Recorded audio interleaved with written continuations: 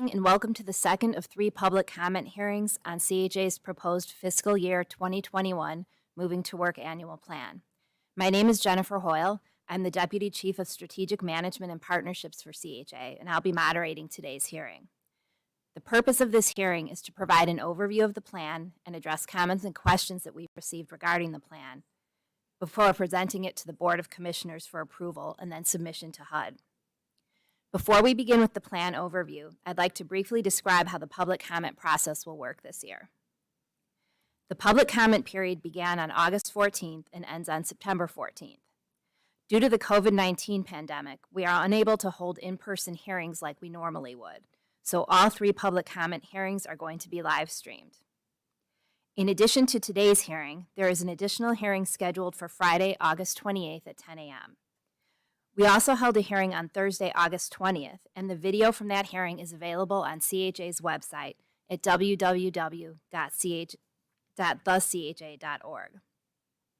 Residents, members of the public, and other interested parties can submit comments and questions regarding the plan by email to comment on the plan at thecha.org, as well as regular mail and fax. Prior to each hearing, we will collect the comments and questions that we've received regarding the plan and address them during the hearings. In addition, we'll be preparing a public comment grid that includes those comments and questions as well as CHA's responses. To encourage participation in this process, we're making a variety of information available on CHA's website at www.thecha.org, including the proposed plan, a summary of the plan, frequently asked questions, the public notice, which includes all of the information about where to submit comments and questions, and the updated comment grid, which will include all of the comments that we've received as well as CHA's responses. In addition, a transcript of today's hearing and a link to the video of today's hearing will also be posted. There is a button on CHA's homepage that links to all of this information. Submission of an annual plan is a requirement of CHA's participation in HUD's Moving to Work demonstration program. Both the content and format of the plan are based on HUD guidelines. The plan is organized into 5 different sections and includes projections for unit delivery, anticipated development and capital construction activity, financial information, updates on ongoing MTW activities, and proposals for new MTW activities. Section 1 of the plan provides an overview of CHA's MTW goals and objectives, including the planned delivery of 119 additional housing units. Section 2 provides General Housing Authority operating information, including the proposed demolition of units at Lathrop and various scattered site locations, the proposed disposition of property at Washington Park, Altgeld Gardens, Ida B. Wells, Abla, and various scattered site locations, a description of projected redevelopment and capital construction activity at various locations, a list of the more than 14,000 project-based voucher housing assistant payment contracts that CHA expects to manage next year, and CHA's projection to serve more than 58,000 MTW households and more than 10,000 non-MTW households. Section 3 includes information on proposed MTW activities. This year, CHA is proposing 3 new activities and a change to an existing activity, all of which are related to the Housing Choice Voucher Program. Section 4 includes updated metrics for CHA's 26 approved MTW activities. Section 5 includes information about the sources and uses of MTW funds, as well as CHA's single fund flexibility, which is used to fund a variety of resident services programs. Highlights of CHA's development activity include the delivery of 20 mixed income units at Oakwood Shores and 99 project-based voucher units, including RAD 1 project-based voucher units. Construction at Cabrini, Lathrop, Lawndale, Park Boulevard, Roosevelt Square, and West Haven, and additional redevelopment activity at Ickes, Lakefront Properties, and Robert Taylor Homes. As I mentioned earlier in the presentation, CHA is proposing 3 new MTW activities and 1 modified activity for the Housing Choice Voucher Program. Specifically, we are proposing a flat medical deduction for elderly and disabled households, using voucher size to determine payment standard, and conducting HQS inspections for a sample of units in buildings with large numbers of voucher holders. We are also proposing to expand the number of residents eligible for triennial reexaminations. I'm now going to ask Stephen Field, a program analyst for the HCV program, to provide an overview of the new activities and the change to the existing activity. Thank you, Jenny. The first MTW activity that we are proposing to HUD in this plan is providing a flat medical deduction for elderly and disabled households. This would provide an automatic $400 deduction for all elderly and disabled households without having to submit any documentations. Families will save on average approximately $10 per month, and families who have medical expenses of more than the $400 are still eligible for the full deduction as long as they provide the necessary paperwork. The next activity we're proposing is using voucher size to determine payment standard. This determines payment standard by voucher size only. It benefits families who live in units smaller than their voucher size, what we call shopping down. So for example, a voucher holder with a 2-bedroom voucher moving into a 1-bedroom currently would only receive the subsidy of a one bedroom payment standard, but due to this activity, they would receive the subsidy of a 2-bedroom voucher holder. The same, an example for a 1-bedroom voucher holder moving into a studio apartment. This decreases the rent burden for these families by eliminating a policy that penalizes shopping down. The next activity is HQS inspections for a sample of units in buildings with large numbers of voucher holders. We would do inspections for a percentage of units in buildings with large numbers of HCV residents rather than inspections for all units every other year. Only property owners with a history of positive inspection results are eligible for this. And at any time, as our normal process, participants can still request a complaint inspection. Households with children under the age of 6 this would not apply, and they would still have a regular inspection every year. In addition to the new proposed activities, we are proposing to modify an existing activity, triennial reexamination. Currently, elderly and disabled households on a fixed income are on a triennial reexamination schedule. Elderly is defined as 62 and above. So what this change would do would lower that age from 62 to 55. Participants at any time can still submit an interim if they do have a change in family composition or income, as they can normally. I'm going to now pass it over to my colleague, Farah, to talk about resident services. Thanks, Stephen. So while Farah is coming up to the mic, I just wanted to mention again that if anyone has questions or comments regarding the information that we've presented, you can submit them via email to comment-on-the-plan@thecha.org. Comments that we've received between this hearing and the next hearing, we will try to address at the next hearing, and you will also receive a response in the comment grid, which is going to be posted on CHA's website. So Farah, if you would like to give an overview of the resident services initiatives that are described in Section 5 of the plan, that would be helpful. Yeah, absolutely. Thank you, Jenny, and thank you, Stephen. As I mentioned, my name is Farah Ansari. On behalf of the Resident Services Division, I want to quickly go over our work broadly, as well as projected outcomes as detailed in the 2021 MTW Annual Plan. To start off, we provide support and services in 2 broad categories. In terms of relocation support and services, we support residents in navigating the impact of temporary and permanent building closures with services like counseling, unit tours, as well as moving assistance. We also provide family-centered coaching to provide a range of supports along 4 major impact areas, those being economic independence, which includes transition counseling, housing locator assistance, the Choose to Own and family self-sufficiency programs. Within the earning power category, we provide services such as employment placements, transitional jobs, employment readiness, as well as placement for youth.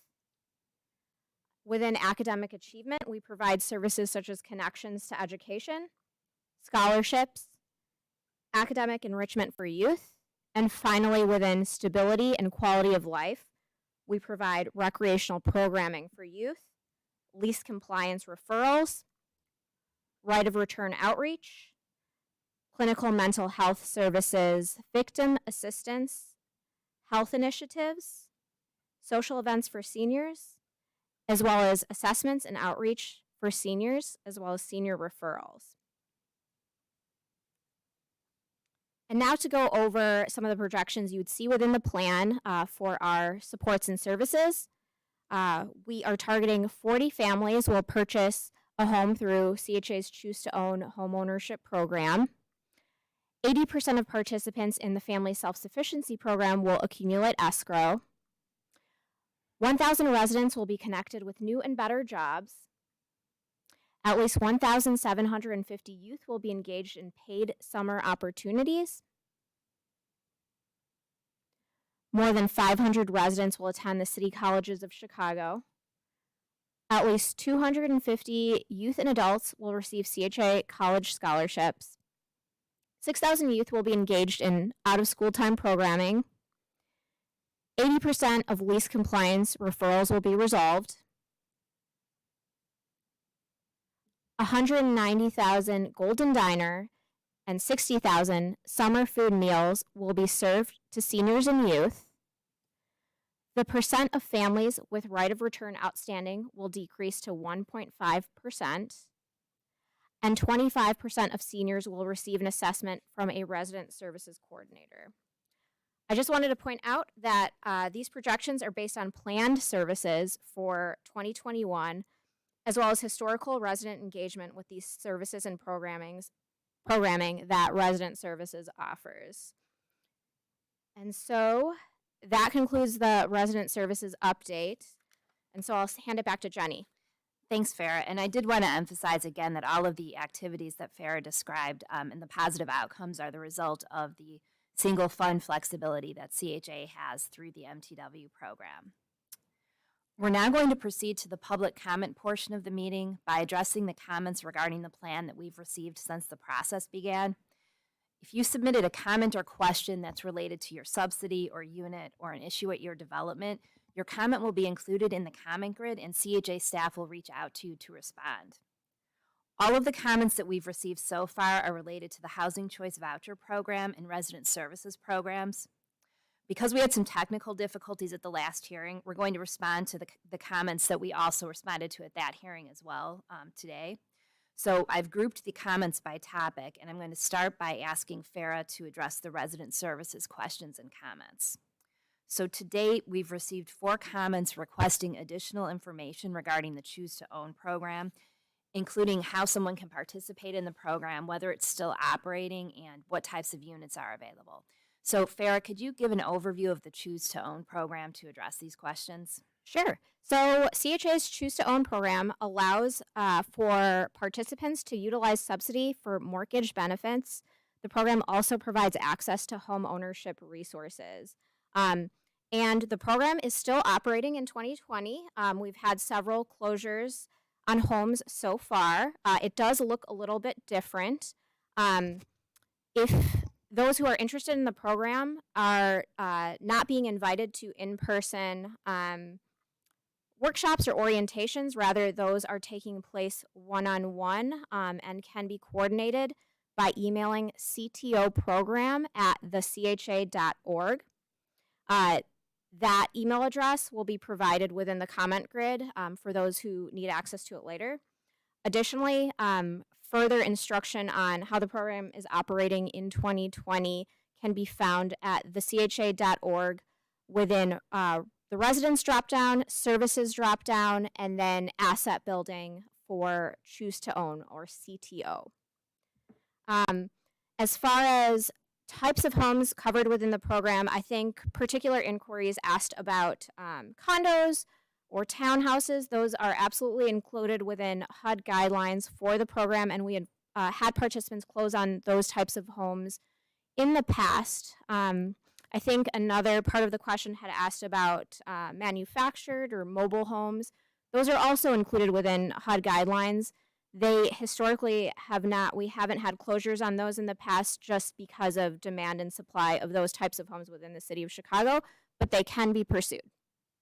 Thanks, Farah. Mhm. We also received a question regarding the change to the Family Self-Sufficiency Program that was part of CHA's FY 2020 MTW annual plan. This change allowed for household members other than the head of household to enroll in the program. So can you address this change as well? Sure. So I think I'd mentioned briefly when I went over our work that we provide family-centered coaching, support, and services. And in that vein, we did not want to limit the Family Self-Sufficiency Program to head of household as it was prior, and recognize that the building of financial assets via escrow while reaching personal goals and milestones would have benefits for other adults in the household. And so, in addition to head of household, one other adult family member, household member could participate in the program. Additionally, recognizing that some heads of household are seniors or not participating in the program, broadly up to 2 household members, whether they're head of household or not, can participate in the Family Self-Sufficiency Program to reach those self-sufficiency goals. Okay, thanks, Farah. We also received several comments and questions related to the Housing Choice Voucher Program, so I'm going to ask Stephen Field to return to the microphone to address those questions.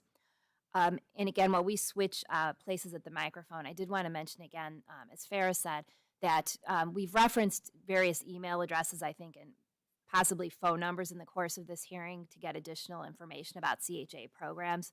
All of that information will be included in the public comment grid. So if you weren't able to write it down or didn't quite catch all of the information, that will be included in the comment grid in response to the questions. Thanks, Stephen. So first, in regard to the Housing Choice Voucher Program, we received a question from a resident asking about CHA's process for designating mobility areas, where those areas are located and what the criteria is. Can you please respond? Yeah, thanks, Jenny. So the mobility areas are used to determine eligibility for exception payment standard and landlord incentive payments.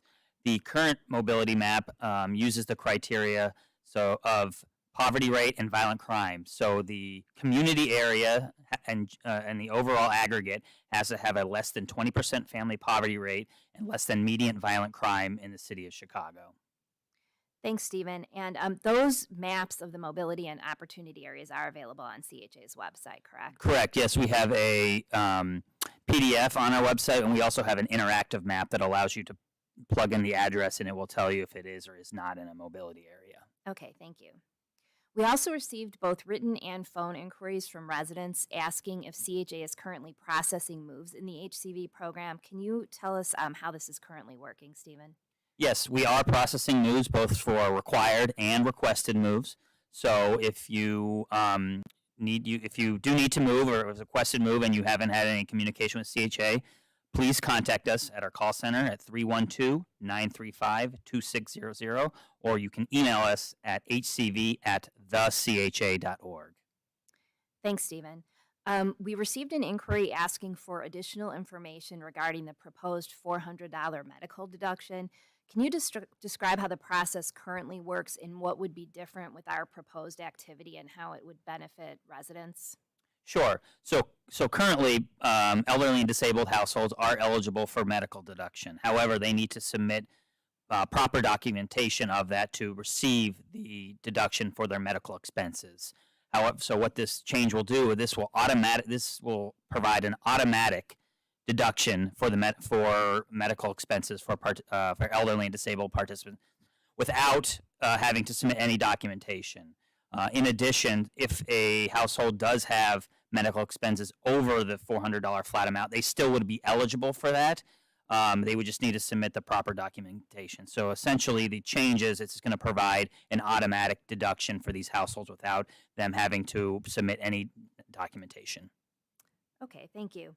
And then our final inquiry was regarding the information that we included in the plan that we've committed vouchers to help disabled households access housing and vouchers for supportive housing for the Ending Veteran Homelessness Initiative. Can you provide some additional information? Yes, CHA provides has set aside vouchers for various demonstration and special initiatives. In this particular case, we set aside these vouchers for disabled households and for homeless veterans for supportive services. Okay, thank you, Stephen. That concludes the public comment portion of the hearing. So all of the questions and comments that we've received will be included in the comment grid and will receive a response. So your question or comment will get a response regardless of how it was submitted, whether it was submitted for the hearing or in some other format, you will get a response. Comments not related to the plan have been referred to the appropriate CHA department for follow-up and will be included in the comment grid as well, along with all of the relevant information that we may have mentioned today, such as email addresses or phone numbers. Before I call the hearing to a close, I'd like to remind everyone that the public comment period continues through September 14th, and comments can be submitted at any time through that date and will be included in the comment grid. There is one additional live stream public comment hearing scheduled for 10 a.m. on August 28th. So as we receive comments regarding the plan, we will continue to include them in the comment grid and update our responses. Please visit CHA's website at www.thecha.org for links to the hearings and access to all of the public comment documents. We'll also include links to the recordings of the public comment hearings where we provide the plan overview and answer questions related to the plan. Thank you for participating today. That concludes our public comment hearing.